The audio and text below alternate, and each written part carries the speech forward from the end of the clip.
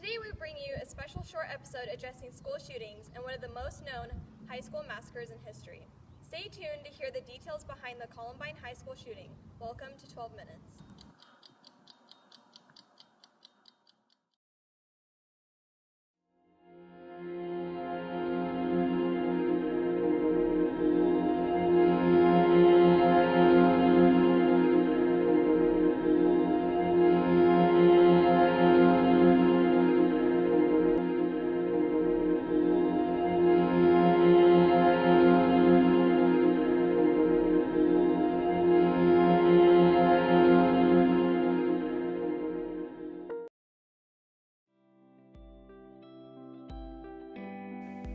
Littleton, Colorado.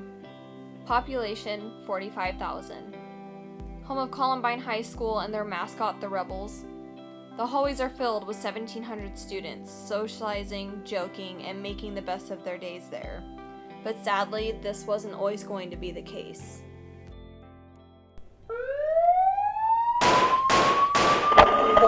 Jefferson County 911. Yes, I am a teacher at Columbine High School. There is a student here with a gun. He has shot out a window. I believe one shot. I've in Columbine High School. I don't know what's in my shoulder. If it was just a last piece or what. Okay, has anybody been injured, ma'am? Yes. Okay. Yes. And the school is in a panic. And I'm in the library. I've got students down under the table, kids. Heads under the table. What you have just heard was the 911 call that had been placed by Patty Nelson while in the library of Columbine High School. On the morning of April 20th, 1999, Eric Harris and Dylan Klebold committed a mass school shooting. The boys themselves had even called it Judgment Day. Eric, 18, and Dylan, 17, began shooting students outside of Columbine High School. Then, moving inside of the school, they fatally shot and wounded more. In approximately 16 minutes, the two teen boys had killed 12 students, one teacher, and wounded 23 other innocent people. Not long after 12 o'clock noon, the boys turned the guns on themselves in the school library in which they had shot some of their victims, killing themselves. Eric Harris had moved to Littleton, Colorado at the age of 16. He seemed to have had a pretty patchy life because his family was never able to settle in one area for very long due to his father being in the Air Force. Eric was not much of an introvert, which had probably helped him find his first friend and his best friend, Dylan Klebold. Dylan was from a family that was considered upper middle class. He was the opposite of his dear friend Eric, being that he was quiet and shy, the stereotypical introvert.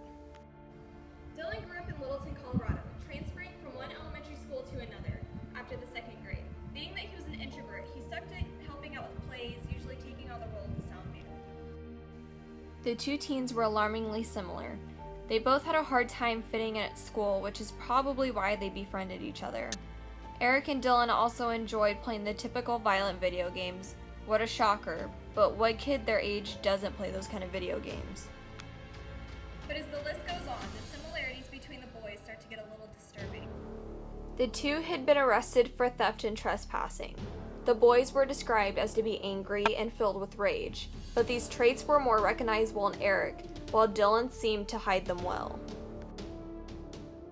Today we have Dr. Langman with us. Langman is a psychologist, and she's also written 2 books about school shootings. She began studying school shootings after the incident at Columbine High School. Thank you for being with us today. Thank you for having me. What sparked your fascination with school shootings? I became fascinated with school shootings after the Columbine attacks in 1999.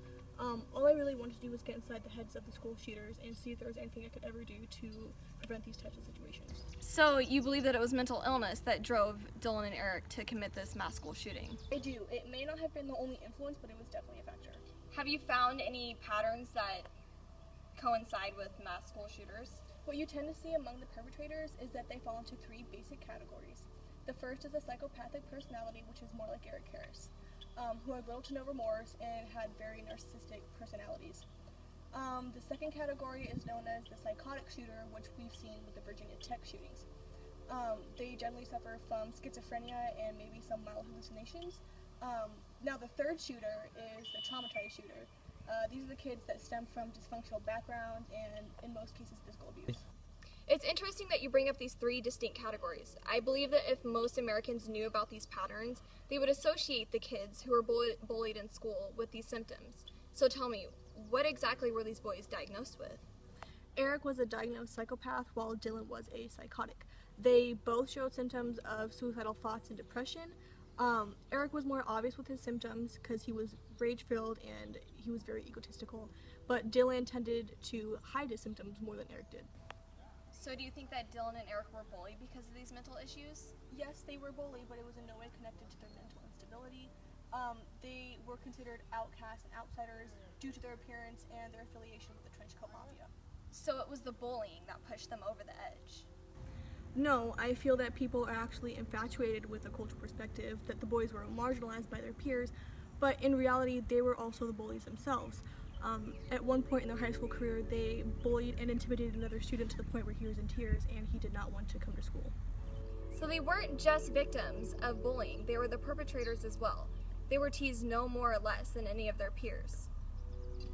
Aside from mental illness and bullying, what else do you think influenced the boys to plan this attack? I believe it was use of video games. Witnesses had said they had seen Eric and Dylan playing video games online for as many as 3 times a day to up to hours at a time. They were infatuated with a video game called Doom. The two had even created their own version of Doom that featured the layout of one of their neighborhoods and especially one of the floors on Columbine. But why do you believe that it was these factors that influenced them? Because it really gave them a false sense of being indestructible. Looking from an archetypal view, they deemed themselves as gods. There was a god mode on their version of Doom. It made them invincible against the enemy's bullets, and this truly gave them a false sense of power. So do you think this version of Doom was almost a practice run for the boys? Yes, I as well as many others believe that this was a dry run for the shooting. What makes it even more believable is that the Doom video game was a game of skill, and the version that the boys created was a game of bloodshed and massacre. This shooting was premeditated, and it was a figment of imagination from the fantasies of the two boys. People will truly never forget this day. No, they won't. It was a very tragic day in American history, and the families will forever remain in our thoughts and prayers.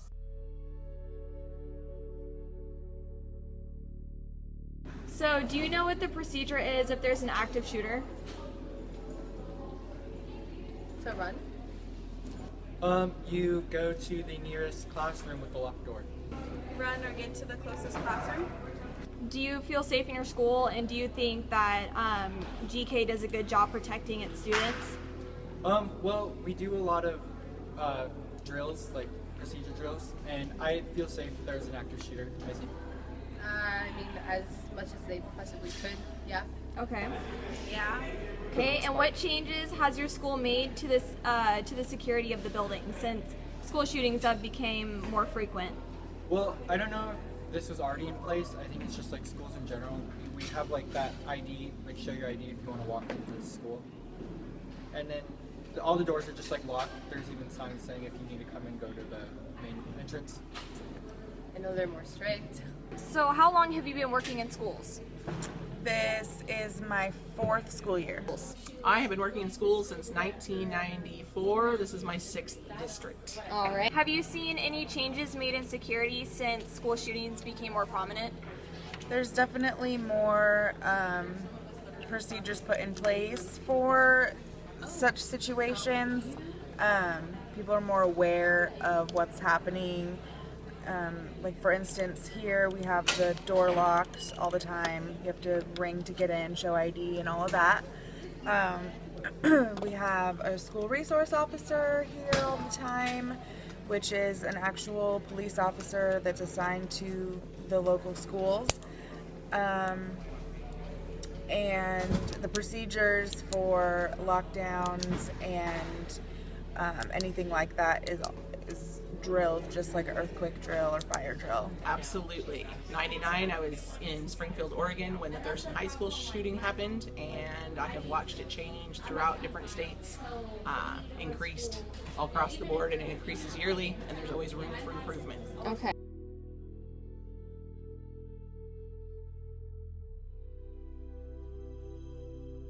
Okay, so do you think GK does an overall good job protecting its students? I think so. I mean, I know all of the employees, teachers, staff, everybody here takes it very seriously and does what they can to ensure the safety of all of our students. I know we do our very best to protect them. We have a wide student body, different entry points, different things that can go on, but I think to start with our security on the doors, and hopefully, you know, they'll improvise with some other safety features in the near future.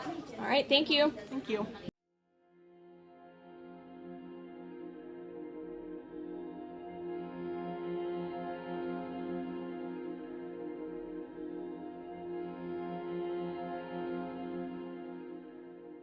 Thank you for joining us, Dr. Lingman, and shedding some light on this very touchy subject that we have not even began to think about sometimes. I'm Shaylin Milton, and I thank you for watching this very special episode of 12 Minutes.